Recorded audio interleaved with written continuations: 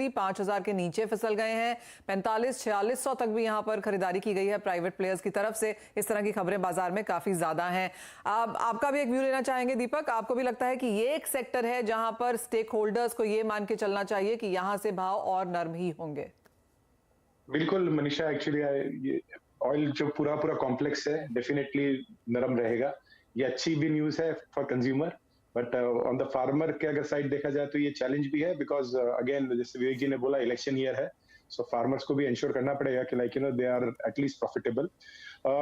इसका global impact भी है। सो अगर आप जो पाम का भी आप प्राइस वगैरह देखेंगे वहां पे भी we are seeing that there is step down from the heat it was having.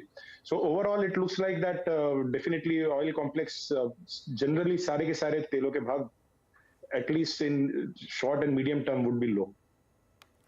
बात अब यहाँ पर चीनी की भी कर लेते हैं और विवेक, ये सवाल आपसे है। अंतर्राष्ट्रीय बाजारों में तो हमने 6 साल के हाईज आते हुए देखे हैं, लेकिन भारतीय बाजारों में ऑफकोर्स क्रशिंग सीजन भी है और कहीं ना कहीं हमने सारे फैक्टर्स यहाँ पर डिस्कस किए, लेकिन एक और चीज जो मानी जा रही है वो ये कि होली के समय इतनी ज्यादा मांग भी निकल के इस बार बाजार में नहीं देखने को मिली। इवन एज ये माना जा रहा था कि पोस्ट कोविड ये एक बहुत बड़ी होली निकल के आएगी, सारे फेस्टिवल्स बहुत बड़े होंगे, लेकिन कहीं ना कहीं ऑन ग्राउंड उस तरह की स्ट्रॉन्ग मांग है नहीं। ये बात तो सही है कि जो एक्सपेक्टेशन थी उतनी मांग निकल के नहीं आई है चीनी पे, लेकिन मुझे ऐसा लगता है कि चीनी जो सेक्टर है वो अच्छा परफॉर्म करेगा और इस पे डिमांड निश्चित रूप से निकलेगी। अभी ये बहुत अर्ली है क्योंकि हमने भी साल शुरू किया है और गर्मी सडनली बहुत बढ़ गई है, इसका थोड़ा सा नेगेटिव इम्पैक्ट पड़ा सब चीजों पे, जो कंजम्पशन है थोड़ा सा स्लो डाउन हो गया। बट आई थिंक जैसे कि पिछले बार एक कॉन्फ्रेंस में भी डिस्कशन हुआ था कि शुगर का सेक्टर आने वाले टाइम के लिए बहुत अच्छा होने वाला है। सारी चीजों पे उसमें आपको बढ़त मिलेगी और जो एथेनॉल का उसमें एड ऑन हुआ है, so I think sugar industry will be grow better और इसकी डिमांड निश्चित रूप से आगे निकलेगी। जी हाँ, फसल की अगर बात करें तो पिछले साल के मुकाबले कम देखने को मिल रही है। एथेनॉल में डाइवर्जन अच्छा खासा है। अंतर्राष्ट्रीय बाजारों में 6 साल के हाईज हैं। ग्लोबल सरप्लस में लगातार गिरावट देखने को मिली है। तो जिस तरफ भी आप देखें, चीनी के जो फंडामेंटल्स हैं वो काफी ऑन द पॉजिटिव साइड है। अब मांग दर मांग कैसे किस फेस्टिवल में कितनी निकल के आती है उसका इंपैक्ट ऑफ कोर्स यहाँ पर प्राइसेस में होगा।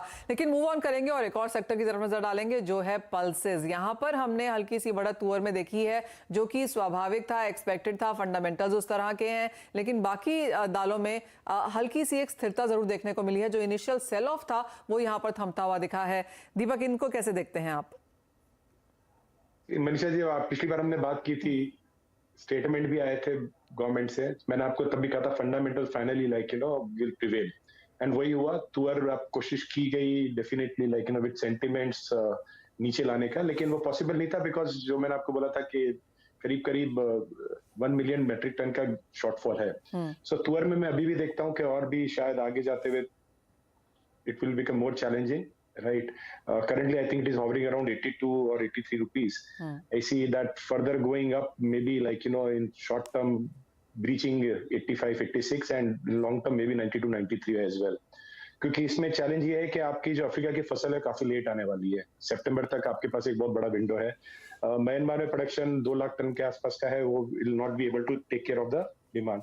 इनफैक्ट अगर आप सेकंड एडवांस एस्टिमेट भी गवर्नमेंट ने भी थोड़ा सा अपना रिड्यूस किया है तुअर के लिए, लेकिन वो भी जो 3.67 मिलियन टन की बात कर रहे हैं, जनरली मार्केट में what I can see on the ground is we would be close to maybe less than just little less than 3 million metric ton.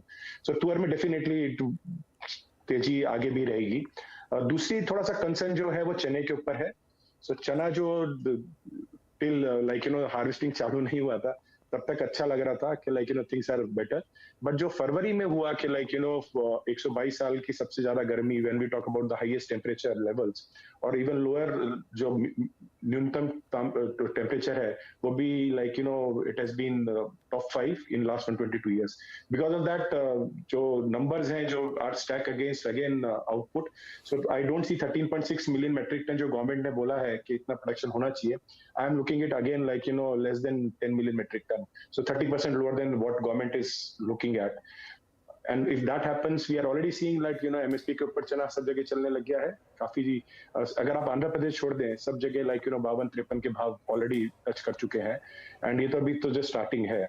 चने में I believe I would have with folded hands recommend government to reduce the import duties, because otherwise things can be very very difficult going forward even in chana. Actually जो सभी तीनों खड़ी crops हैं, चाहे गेहूं हो या फिर सरसों है या चना है, कुछ कुछ चिंताएं ऑफ कोर्स यहाँ पर निकल के आ रही हैं। आपका विवेक क्या व्यू है यहाँ पर और ओवरऑल पल्सेस को लेकर, दालों को लेकर? तुअर की बात तो हमने की, लेकिन जो बाकी दालें हैं, आपको लगता है कहीं ना कहीं स्थिरता यहाँ पर जिस तरह से तेजी आई है, कुछ कंसोलिडेशन, किस तरह के मूव्स आप एक्सपेक्ट कर रहे हैं? देखिए मनीषा जी, चने पे जो हमारे मित्र हैं दीपक जी, वो थोड़ा वरी कर रहे हैं, लेकिन मैं थोड़ा संतुष्ट हूँ। चना निश्चित रूप से थोड़ा कम है, लेकिन गवर्नमेंट के पास एक अच्छा बफर स्टॉक है, और वो जो बफर स्टॉक है वो प्राइस को हमेशा कंट्रोल पे रखेगा। निश्चित रूप से तुअर एक ऐसी चीज है जिसपे अपनी पिछली बार भी बात हुई थी और थोड़ा शॉर्ट है, और जहां से हमने लास्ट टाइम बात की थी, बाजार 2-3 रुपए किलो ऑलरेडी बढ़ चुके हैं और 2-3 रुपए किलो और बढ़ सकते हैं। लेकिन जिसपे मुझे पूरा विश्वास है कि गवर्नमेंट इस पे कोई एक्टिव एक्शन ले सकती है कि कभी भी स्टॉक लिमिट या किसी भी तरीके के इंपोर्ट पे रिस्ट्रिक्शन मींस लिक्विडेट जल्दी करें स्टॉक, कोई भी नई प्रकार की रिस्ट्रिक्शन ला सकती है जिससे मार्केट में लिक्विडिटी बढ़ेगी।